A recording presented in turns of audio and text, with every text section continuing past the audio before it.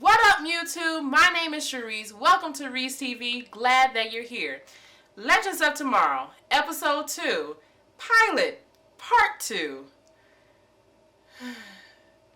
Does this mean that I have to excuse this episode too?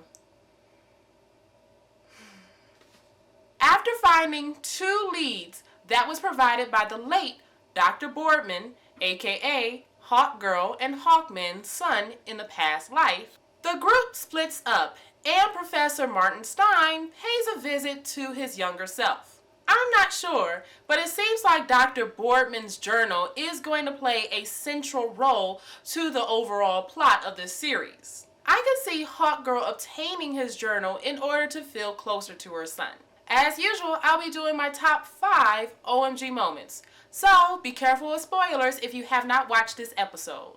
My number 5 OMG moment: holy villains, Batman, is Damien Dark. So when the writers of Arrow wrote in a peace treaty between Team Arrow and Damien Dark, I'm guessing that they had this scene under their sleeves. May I point out that shooting a gun in a warehouse is a horrible way to bid, especially if you're bidding on a nuclear bomb. For those of you who don't watch Arrow, and I repeat, you do not have to watch Arrow in order to know the plot of Legends of Tomorrow. In Arrow, Damien Dark proposed a 2-week peace treaty because Team Arrow saved his family. Though obviously this episode of Legends of Tomorrow does not affect the timeline of the world of Arrow, it does affect the real world. And I assume that it would have been too much for the actor who plays Damien Dark to be on both sets. Which means that we have 1 more week before Damien Dark returns to Arrow. My number 4 OMG moment: Firestorm can absorb nuclear energy. Now, this could be because I watched the latest episode of Film Theory, but I feel like this was a slap in the face to Batman: The Dark Knight Rises. In the final act of Batman: The Dark Knight Rises, Batman takes a nuclear bomb to the middle of the sea in order to save Gotham. In Legends of Tomorrow, Firestorm takes a nuclear bomb a safe distance away from Central City in order to absorb the nuclear energy. In calculating the time that Batman left the city, the radius of the explosion of the nuclear bomb, and the radius of the radiation of the nuclear bomb, the film theorist Matt Pat discusses how it is impossible for Batman to have cleared the city in time to save it.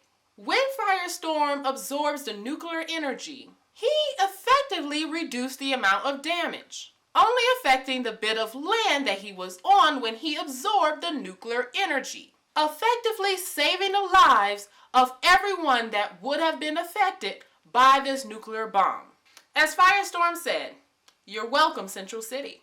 My number 3 OMG moment: we are part of destiny. What is it that you don't understand? The part that I had to stop thinking for myself. This was a discussion between Hawkman and Hawkgirl, but this made the anti-fairy tale girl in me squeal with excitement. Also, when you think about it, this is the ongoing theme of Legends of Tomorrow. This group is destined to be nobodies, but that doesn't mean that they can't try to be something more. I can only imagine that if Legends of Tomorrow is picked up for another season, that they will have a trailer similar to Suicide Squad, but with twisted sisters. We're not going to take it. I think that this will be perfect. And I hope that you remember that it was I who came up with this idea, Legends of Tomorrow. And you're welcome. My number 2 OMG moment: Captain Cold, Heatwave, and the Atom unknowingly break into Vandal Savage's house. This scene could be called America's Worst Criminals Legends of Tomorrow edition.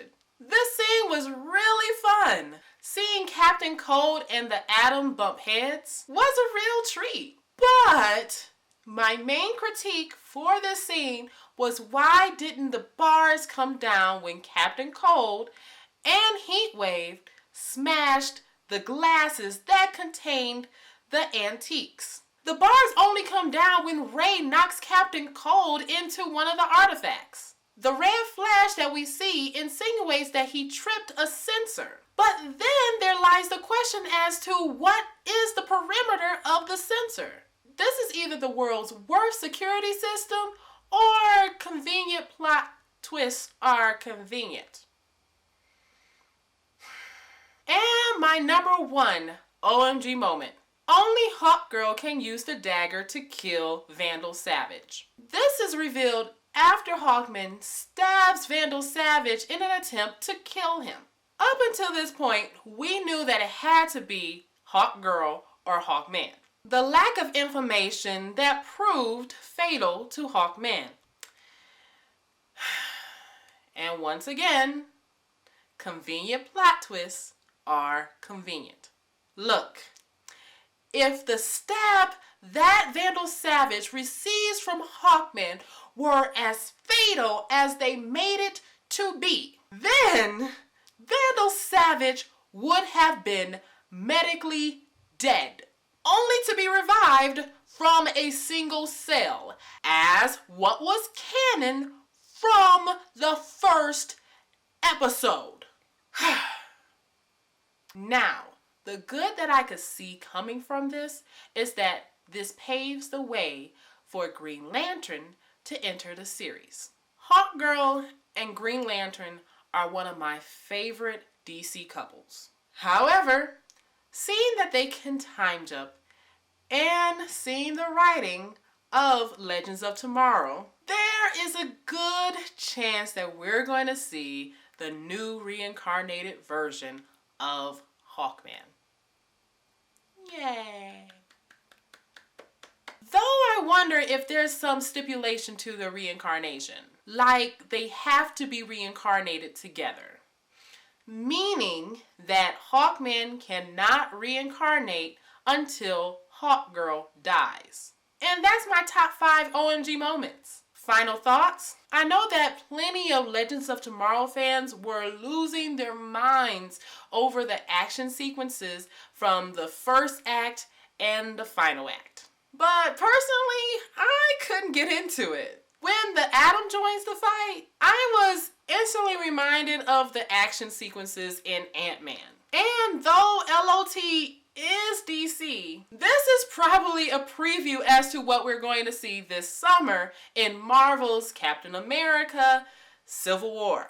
Seriously, take these scenes, put them to the Avengers theme, and watch how Legends of Tomorrow instantly becomes Avengers.